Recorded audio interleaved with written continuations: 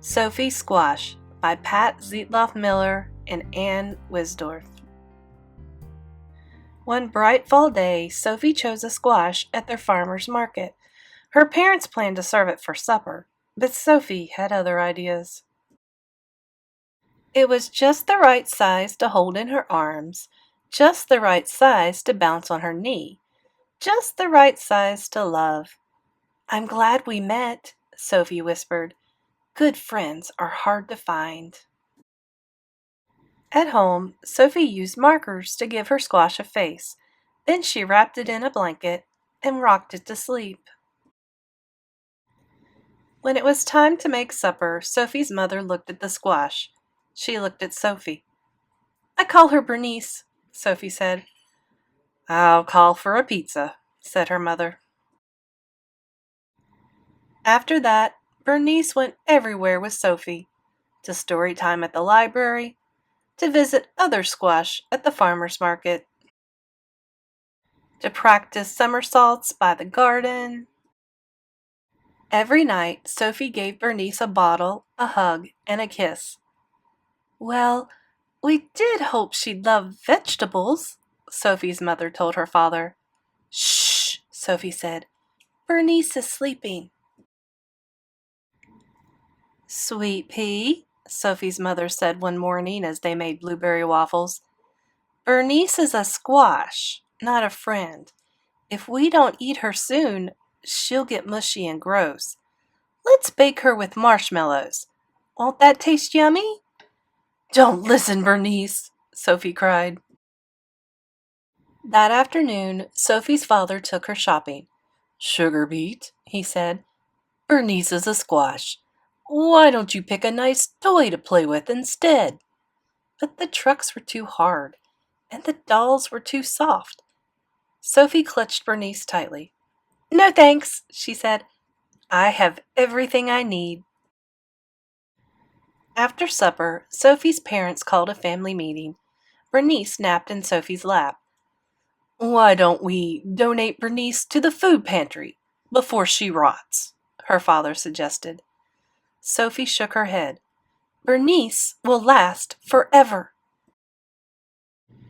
"Bernice seems a little blotchy," said Sophie's dad on the way to the library one day. "She looks perfect to me," Sophie replied. At story time, some kids pointed and stared. "What's that spotty thing?" a boy asked.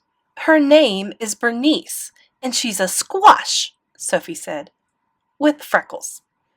"Maybe Bernice should stay home next time," Sophie's mom suggested.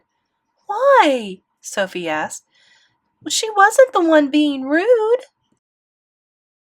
Still, as winter neared, Sophie noticed changes. Bernice seemed softer, and her somersaults lacked their usual style. "Visiting friends will cheer you up," Sophie said. At the farmer's market, squash were everywhere. Firm, shiny squash. "What keeps a squash healthy?" Sophie asked a farmer. "It's simple, really," he said. "Fresh air, good clean dirt, and little love." "Well," Sophie thought, "I have all that."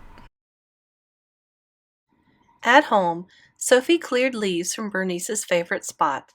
She made a bed of soft soil, tucked Bernice in, and kissed her goodnight. "Get better soon," she whispered. That night, while Sophie slept, the wind whistled and tiny snowflakes fell. When she awoke, the world was covered in white. "Do you think Bernice is cold out there?" Sophie asked her mother. "I'm sure she's warm and cozy under her snow blanket," her mother replied. Sophie gazed out the window all morning. She was still there in the afternoon when her father came home with a surprise. "You need a new friend," he said. "Meet Ace." Ace was nice, but boring. He just swam around and around in his bowl.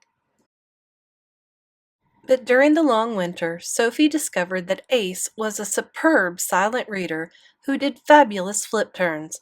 and he always politely listened when she talked about Bernice. Bernice was great at keeping secrets. When the snow finally melted, Sophie rushed to the garden. The only thing there was a small green sprout.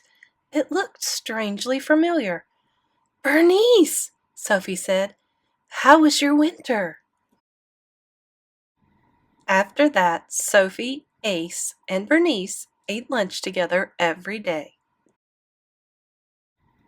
One bright summer morning, Sophie somersaulted across her yard, landed by the garden, and stared in disbelief. Bernice had grown 2 tiny squash. "Wow," Sophie told them. "You look just like your mom." Soon Bonnie and Baxter were just the right size for Sophie to hold in her arms and bounce on her knee. Just the right size to love. Oh my gosh, that was so sweet. And it was a squash. Oh well, you love what you love. If you love this story, please like and subscribe.